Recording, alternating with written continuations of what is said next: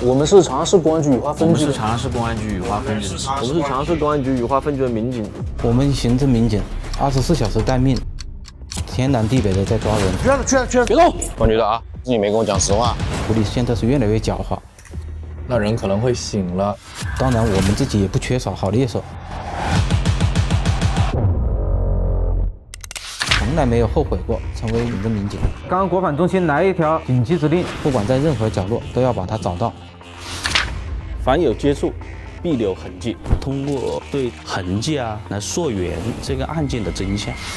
我识破了你所有的謊言，直截了当的说，好吧？还有多少东西在你家里？要我给你看聊天记录不？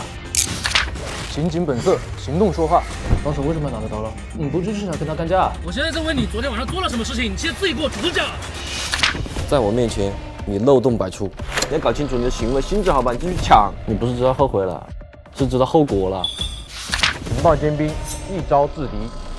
我们还是要留一个人盯着他。有可能他在入职在这里是防不打住的。每次对峙只为揭开伪装。他只要把身份做出来了，剩下的结果了。是我已经还他好了，那怎么把那不干净的东西变成干净的东西？这个过程叫做什么？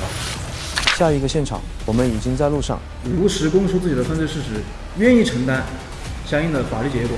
法律維護的不是某一個人單一的權益，而是整個社會的公平和秩序。